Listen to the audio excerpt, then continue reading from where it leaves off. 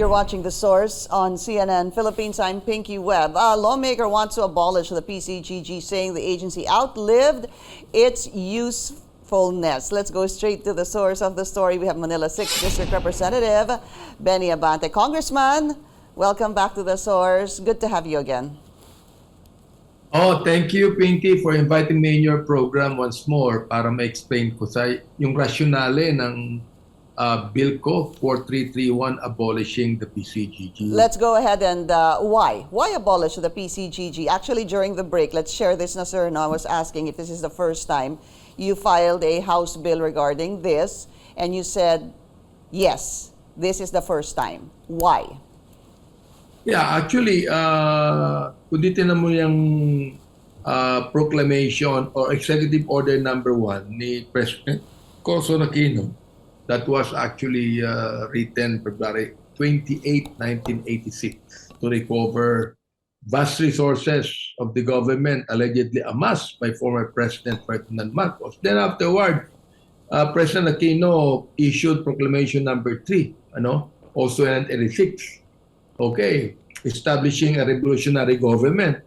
Ngayon, itong proclamation number 3 na ito ay binigyan, merong section 26, article 18 of the 87 Constitution that the PCGG life will only be 18 months. Now, when Congress convened, this authority has lapsed, without having been extended by Congress. Now it's 36 years. 36 years. And I think that it is high time that we ought to right-size governmental agencies para naman mawala na yung budget ng PCGG at ibigay na naman sa ibang importante. Okay. Sir, I'm reading your House Bill 4331, tama ho ba ito? I guess there was a mistake because it says, is it section 26, article 18 of the 19 what, sir? 87 Constitution? 87. Oh, nakasulat ho 1967. Kamali yan. Oh, okay. So just typo. Okay. So sabi mo nga, it's outlived its purpose. Let's just go into the numbers because if that is one of the reasons, kasi nga because of how it actually began with the former president, the late Cory Aquino, Congressman ho kayo, hindi ho ba kahit during the last Congress, and I'm not sure even maybe before that, I've been interviewing you quite a number of times. Why did you decide to file this bill now? Kung ganun din naman po. Of course. Go ahead, sir. Of course, number one, we have a new administration and it is now being run by Marcos, And sa akin, even if President Bongbong Marcos would like to retain the PCGG and he would like it to be independent, I would assume that the PCGG will not be able to act accordingly as an independent agency from the administration of President Marcos. In view of the fact that it was created under the president, it is within the mandate of the office of the president. Let me just make it clear, we are abolishing the agency, but we will retain its functions. Opo. Government through existing agencies will continue to go after plundered wealth. It will continue to seize assets acquired via corruption. It will continue to prosecute case of corruption. It will continue to dispose of ill-gotten wealth. Copy. I read that, sir. I read that part. But it's good you mentioned that. You were saying basically, sir, you have the PCGG who's tasked to recover ill-gotten wealth, alleged ill-gotten wealth of Marcoses and their cronies, and yet you have a Marcos as a president. At least kayo na po nagsabi na, Papa, ano ho ba ibig sabihin nito? It would be so hard, ganun ho ba? It would be difficult, or there would be actually, no independence of it's hard for the PCGG to become independent, ganun ho ba, under a Marcos presidency? It might be, even if the president would tell the PCGG to act independently. With due respect to our president, siguro gusto niya maging independent yung PCGG. In fact, the other day, I think that Secretary Remulla made a statement, that he would like to expand the mandate of the PCGG. That is after I filed the bill, no? Sabi ko, okay yan. If they're willing to expand it, not only to prosecute and investigate one man, but to investigate and prosecute all politicians that are accused of plunder and accused of ill-gotten wealth. Lahat-lahat na. Hindi lang po sinasabing... Lahat na. Hindi lang lang po isa. yung... Hindi Opo, lang isa. hindi lang po yung... Sabihin na po yung Marcos and their alleged cronies. Ganun ho. Ang sinasabi niyo po, lahat na. Correct. Lahat na. Lahat na. Lahat na. Kasi we know for a fact that the PCGG was created to actually Run after. Investigate Marcos, no? And get the ill-gotten wealth. Okay, pero ito, yung if I will even have reservation to pursue this bill if the Secretary of the Department of Justice actually says na ibig siyang expand to itong PCGG. But then I would like a clear statement that the PCGG will be used to investigate all cases of plunder of all public officials. I see. Lahat. Yun na nga, gaya ng sinabi nyo, lahat-lahat na. But in this House bill, just wanted to clarify some issues. There was a word that you used, sir, na embarrassment. Nabasa ko po yun that something to the something to the effect that the PCGG has outlived its mandate and it's has become some sort of an embarrassment. Why, Congressman? Well, actually, magkano ba yung nakuha ng PCGG out of the many more billions, no?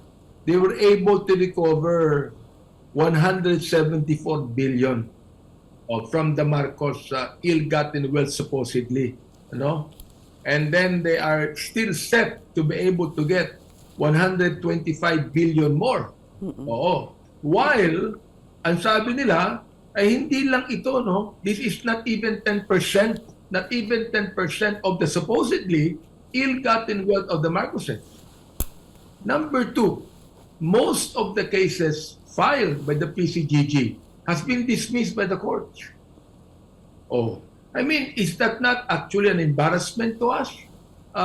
Kung talagang, talagang totoo lahat yung kanilang akusasyon na ganyan, totoo lahat yung kanilang investigation, why would the court dismiss many of the charges filed against the Marcoses? All right, we just need to take a very short break. Congressman, we will be right back.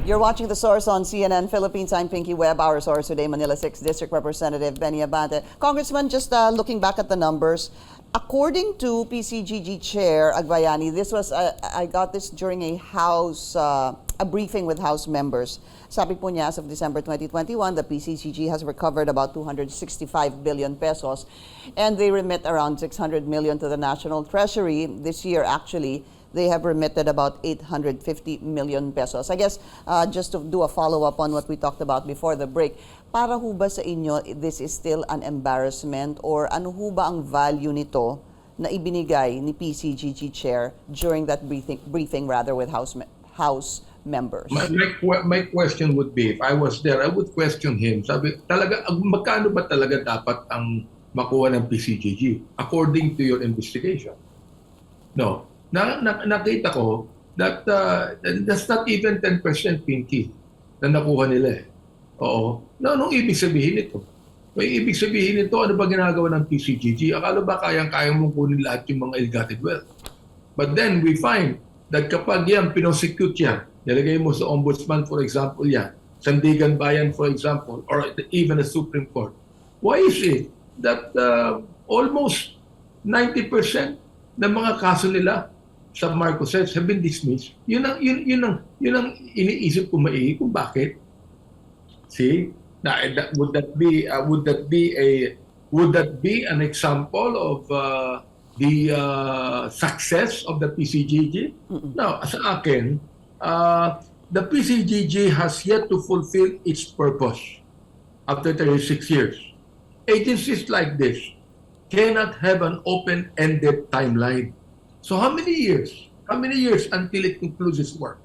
Another 30 years? Okay. Another 40 years? But Ganun ba yun? Congressman, is that really dependent on them or is it really dependent on the wheels of justice? Well, of course, PCGG is also a part of the wheels of justice.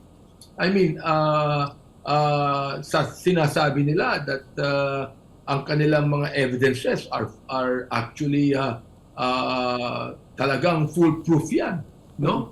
But again, why is it that when it is put into the courts, dinidismiss nila?